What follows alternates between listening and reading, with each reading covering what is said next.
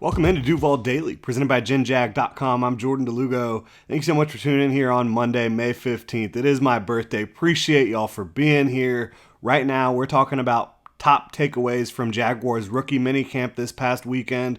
They practiced all 3 days of the weekend. It was only available and open to the media Friday and Saturday. I wasn't able to get out there Saturday, but I was out there Friday, and I monitored from afar everything that was going on Saturday. So I'm going to offer my top 5 takeaways from the Jaguars 2023 Rookie Minicamp. The team will be getting back together next week for OTAs, but right now we're just talking about the rookies and the players that were out there at Rookie Minicamp. I'll start it off here with Tank Bixby, Jaguars third-round pick running back out of Auburn. He will be RB2 for the Jacksonville Jaguars. I know there's been a little bit of debate about that amongst some folks out there. I never really thought it was much of a question, and then seeing him on the football field up close and personal after studying him for years at Auburn as well, it is apparent to me that this guy, he has the talent of a starting running back in this league. There's no question about it in my mind. And he's going to be the Jaguars' RB2. I think you're going to have Travis Etienne as the lead back, the guy who gets the ball first. But Tank Bixby is going to be the guy who's going to help close out drives in games, in my opinion. He brings power. He brings speed. Out there on the practice field, you've seen him catching passes, being able to extend away from his body with his hands to go get the football. You've seen him taking kick and punt return reps. You've seen him looking really quick and sharp in the running back drills.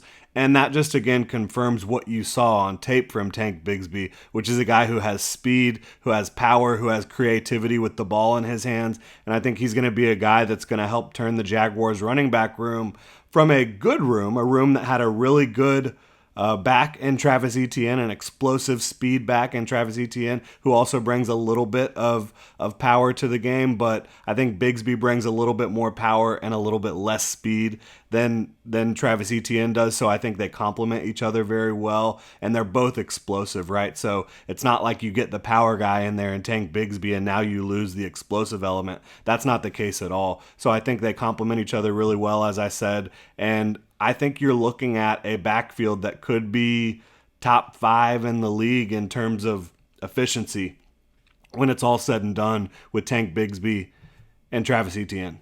Really impressive. And then beyond them, you still do have JaMychal Hasty. You still do have Dearness Johnson, who's a talented back in his own right. So I think it's a really good group in the backfield for the Jaguars this year.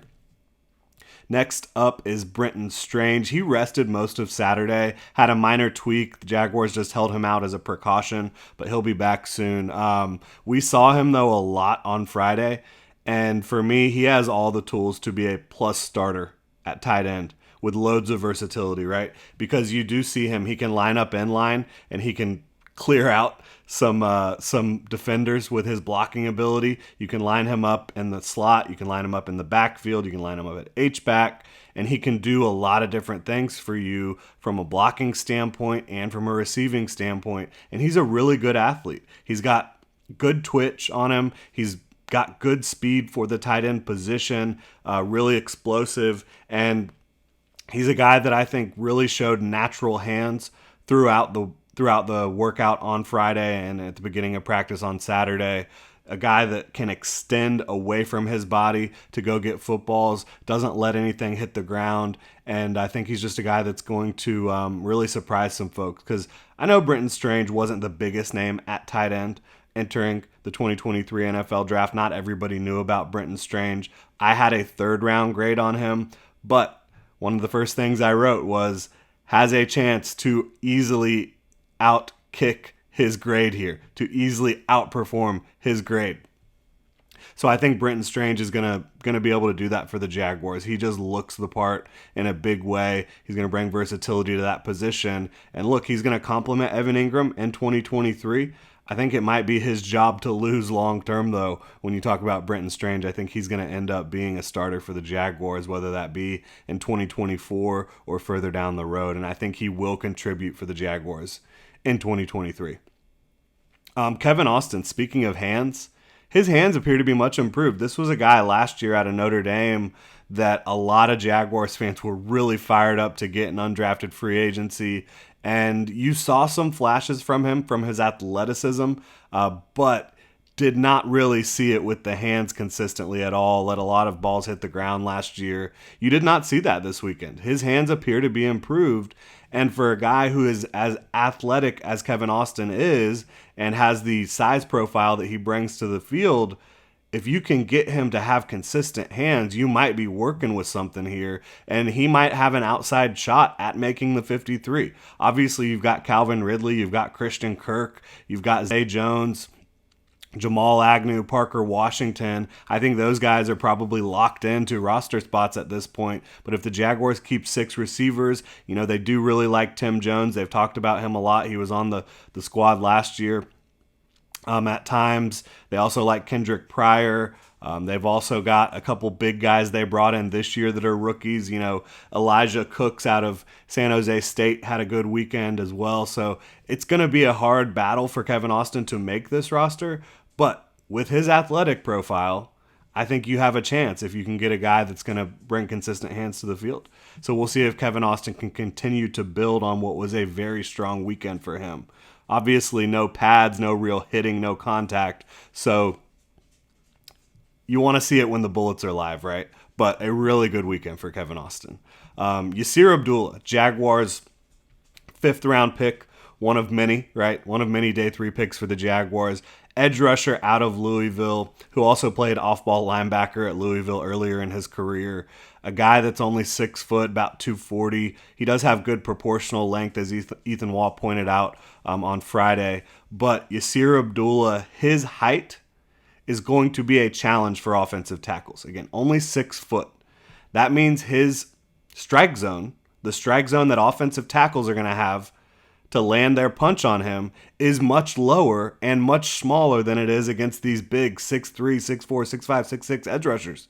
It's just a completely different ballgame. And he's a changeup because most edge rushers you do see are not 6 foot. In fact, most of them, like I said, 6'3" to 6'5", in that sort of range. So it just presents a real challenge for some offensive tackles. I think you saw him challenge Anton Harrison a little bit, and Anton Harrison responded in a big way. He had a good weekend in his own right. Anton Harrison did, the Jaguars' 1st-round pick, who's slated to play right tackle for them, start at right tackle for them in 2023. But I think Yasir Abdullah,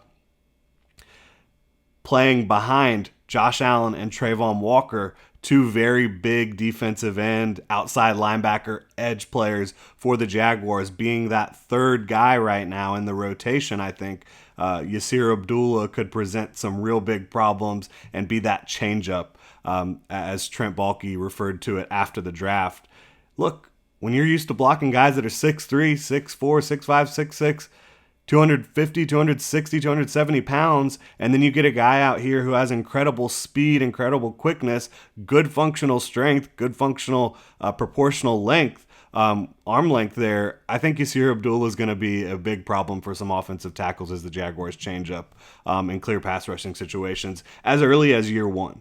He was really productive at Louisville. I think he had a great final season there in 2022, really productive pass rusher. I think he's going to bring that juice to the Jaguars pass rush unit. And I still do think the Jaguars should pursue a veteran edge. But if your edge group ends up being Josh Allen, Trayvon Walker, Yasir Abdullah, and one more veteran edge, I think you can feel really good about that. And obviously, there's depth behind that. You have Jordan Smith, Kayvon Chason, Deshaun Dixon, and company. But I think if that ends up being your top 4, you can feel really good about it. Now, if Yasir Abdullah is your 3rd edge rusher as a rookie, that's a lot to ask from him, for him to be a vital part of that edge rush. But do I think he has the talent to do it? Absolutely. We'll see if he's ready to contribute at that level and if the Jaguars ask him to contribute at that level. Still a lot of veteran edge rushers on the market. We'll see how that plays out. But I do think Yasir Abdullah is going to present challenges for offensive tackles trying to find that strike zone. My final takeaway here is that the Jaguars' day 3 defensive backs, they will all make the team.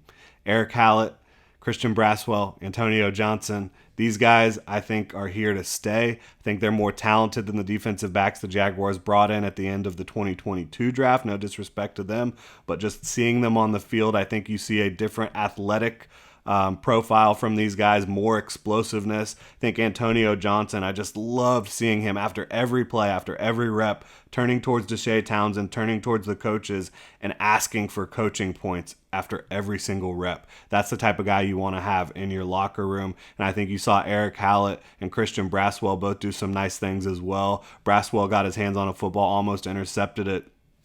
I think you're going to see these guys really compete, and I think that they're going to make the roster. I think that means it's going to be really tough for guys like Buster Brown, Gregory Jr., Chris Claybrooks, even maybe Tavon Campbell to make this roster. There's going to be competition on the back end. 3 new DBs competing. Obviously, Antonio Johnson, more of a safety. Eric Hallett and Christian Braswell playing more corner. But this is a team that likes to go positionless, that likes to move their pieces around. Mike Caldwell, coming from the Todd Bowles coaching tree, they like to get creative on the back end and up front. I think you're going to see these 3 guys make the football team: Antonio Johnson, Eric Hallett, and Christian Braswell. That's just my early takeaway. Obviously, again, they were not wearing pads. This was not full contact. There's not a lot of sweeping takeaways that you should make from this type of event, but you can see the athleticism on the field from these guys, and you can see the playmaking, you can see the desire, the desire to be coached up. I don't think you saw that as much in 2022. I think you saw some guys that kind of were just holding on for dear life. These guys kind of seem like they're professionals already, and I think that was the mindset the Jaguars were looking for in this 2023 NFL draft class. But really appreciate y'all for tuning in. Hit me up on Twitter at Jordan DeLugo. Let me know what your top takeaways were from Rookie Minicamp, or if I missed anything, let me know. You can also like and subscribe on YouTube. Drop a comment in the comment section. If you're on your podcast platform of choice, please subscribe and review. Have a good one, Duval.